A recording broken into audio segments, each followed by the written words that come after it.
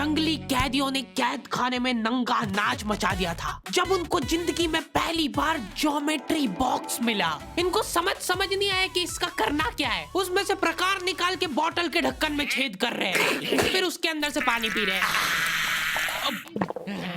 आधे बच्चों को पल्ले ही नहीं पड़ रहा है कि ये दो मुंह वाले प्रकार का करना क्या है, तो बैठ के उसकी स्ट्रेचिंग खोल रहे हैं। कुछ गांव के लौंडों ने मिलके तो हथियार वगैरह बना लिए थे। ये देख, ये अपने को यहाँ से हुक पकड़ना है, उसके बाद तुम जैसे खींच के इसको छोड़। हाँ, हमारे स्कूल में आसपास के गांव से भी बच्चे आते थे।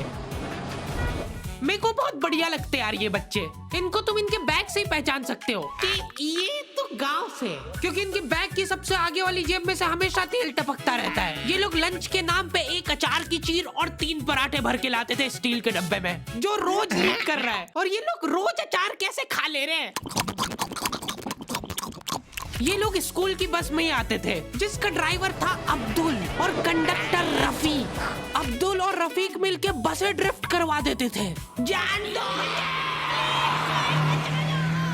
चलो उतर जाओ, आ गया स्कूल। रफीक की स्पेशलिटी थी कि जहाँ से बस निकल ही नहीं सकती वहाँ से भी निकलवा देता था। हाँ, आंदो आएगी, निकलेगी। इतनी जगह में तो 4 बसें पार्क हो जाएंगी। हाँ, जान दो। बस। अब्दुल और रफीक बहुत डेडिकेशन के साथ काम करते थे। बारिश में गांव में बाढ़ आ गई है, गांव वाले बेचारे घर से बाहर नहीं निकल पा रहे हैं। बच्चों ने स्कूल की ड्रेस पहनी थी, वो वापस से खोल दी कि ऐसे मौसम में तो कहाँ ही जा पा रहे हैं स्कूल। इधर अब्दुल और रफीक बस लेके आ गए बाढ़ में। आराम से निकलेगी, आराम से चलने दो। इतनी मेहनत करके जब ये सब स्कूल पहुंच रहे तो पता चल रहा है कि बाढ़ के कारण स्कूल ही बंद है। मेरे को बहुत पसंद है ये बच्चे, क्योंकि ये पढ़ाई को ज्यादा सीरियसली लेते ही नहीं है। ये लोग सारे सब्जेक्ट की एक ही कॉपी बना रहे हैं। टीचर ने कवर चढ़ाने का बोला तो न्यूज़पेपर में लपेट के लिया रहे कॉपी को। ये लो, चाय के कप के निशान दिख रहे यार उस पे। बेटा पेपर तो ढंग का लपेट के लाते। 120 पन्ने की कॉपी में 5 पार्टीशन कर रखे इन्होंने अलग अलग सब्जेक्ट के, और उसमें भी छोटा लिख रहे ताकि कॉपी नहीं भराए। और ऐसा नहीं है कि इनके पास पैसे नहीं है कॉपी लाने के। इनके गांव में इनकी इतनी जमीन है ना कि ये लोग जमीन बेच के अक्खा स्कूल खरीद सकते हैं। वो अलग बात है कि इनको इनकी जमीन का हिस्सा अभी तक मिला नहीं है, क्योंकि चाचा और पापा के बीच में घनघोर मनमुटाव है। दोनों को ऐसा लगता है कि इसने मेरे को धोखा दिया है।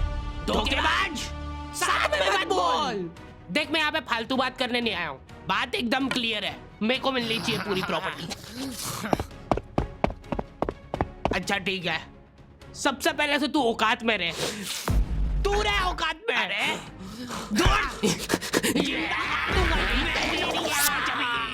नहीं दूर, अभी चालू नहीं हुआ है। इनकी बहन दोनों भाइयों का समझौता करने के लिए रेफरी बनी है। एक दूसरे को माँ बहन की गालियां देने के बाद वहीं पे उनको सॉरी बोल दे रहे हैं। सॉरी, क्योंकि दोनों के रिश्ते सेम ही पड़ते हैं।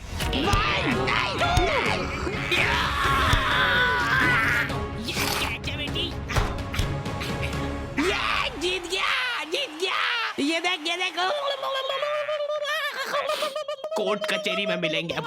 तो अभी तक वो केस चल रहा है और वो चलता ही रहेगा जब तक पापा या चाचा में से कोई मर नहीं जाता। हमारी क्लास के बच्चे बहुत बतौकड़े थे, इनके मुंह का थूक खत्म हो जाता था बोल बोल के। अरे देखो, मैंने व्हाट्सएप स्टेटस डाला था उसका हाथ पकड़ के। अब उसको ऐसा लगा कि मेरा स्टेटस सबको दिखता है, पर मैंने सेटिंग्स में जाके स्टेटस सिर्फ उसको विजिबल कर रखा था। लॉन्डो से कुछ भी शेयर करना बहुत रिस्की काम होता है। मेरे को तो अच्छी लगती है यार कंचन। तुमने सिर्फ बोला है कि ये अच्छी लगती है, इधर लॉन्डो ने अफवाह फैलानी चालू कर दी। सर, उसको आंख उठा के मत देखना, भाई की बंदी है। जब भी वो पास से निकल रही है मत करो यार ये हरकत। वो इंटरेस्टेड होगी भी तो भाग जाएगी तुम्हारी हरकतों की वजह से। इतनी ज्यादा बकलोली सहन करने के बाद हमारे क्लास टीचर ने सोचा कि इनका सेटिंग अरेंजमेंट चेंज कर देते हैं। एक लड़का और एक लड़की बैठाएंगे, फिर देखते कैसे बात करते हैं ये। मेरे दोस्तों के पास जो लड़कियां बैठी वो बीच में बैग रख ले रही है ताकि गलती से भी ये दरिंदा उससे टच नहीं हो जाए। इनका तो फिर भी ठीक था, मेरी किस्मत तो बिल्कुल ही घटिया थी। जब तक मेरा नंबर आया लड़कियां ही खत्म हो गई हमारी क्लास की। अच्छा ठीक है, तुम अकेले बैठ जाओ।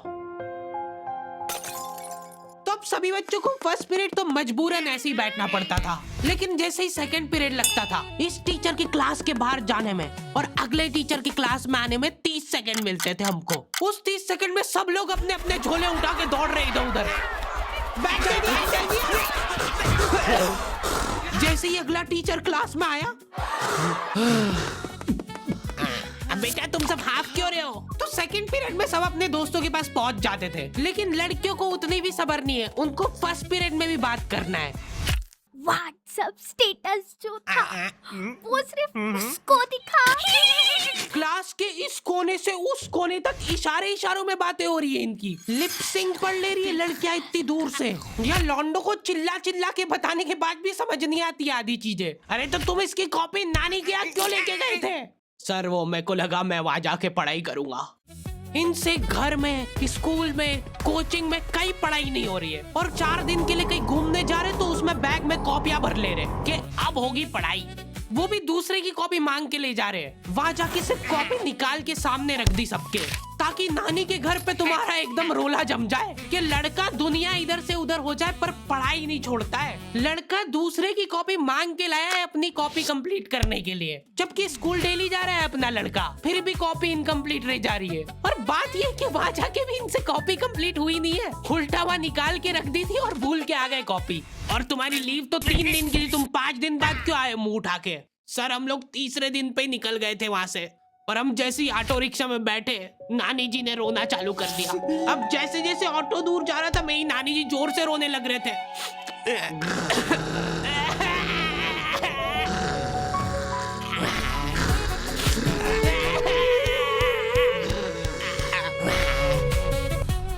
एक पूरा दिन तो इसमें हो गया सर हमारा। फिर अगले दिन मम्मी ने उतर के नानी जी को समझाया, रो मत मम्मी, ऐसे रो मत, मत रो। उन्होंने रोते रोते समझाया कि मत रो। आधा दिन ये चला, फिर आधे दिन ऑटो वाले ने वापस से मजे लिए।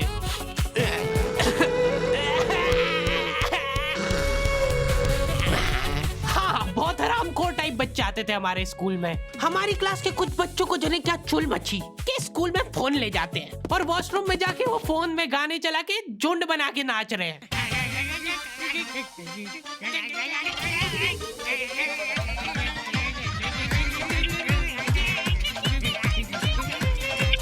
उधर साइड में लाइन डिस्टर्ब हो गई यार उन बच्चों की जो कांच में बाल बनाने के लिए लगी है। वॉशरूम में मूतने से ज्यादा लंबी लाइन बाल जमाने के लिए लगी होती थी। और तुम गौर से देखोगे इनको तो पता चलेगा कि सब लोग सेम ही चीज कर रहे हैं। बाल गीले करके अपनी जेब से कंघा निकाल रहे गोल वाला, उसके अंदर 2 उंगली फंसा रहे और फिर बाल खड़े कर रहे हैं। और बाहर निकलते से सारे टीचरों ने घेर रखा है इनको, क्योंकि इतने जोर जोर से गाने बजा के नाच रहे थे ये लोग। किसके पास है फोन, जल्दी से बता दो। मैम ऐसा कुछ नहीं, हम तो मुंह से गा रहे थे, किसी से भी पूछ। मैम इसके पास ही है फोन, हमको छोड़ दो, हम तो सिर्फ बाल जमा रहे थे। तुम कुछ कांड करते हुए पकड़ा जाते हो तो तुम्हारा दिमाग चलना ही बंद हो जाता है एकदम। इनसे पूछ रहे कि बताओ बेटा क्यों लाए तुम स्कूल में फोन?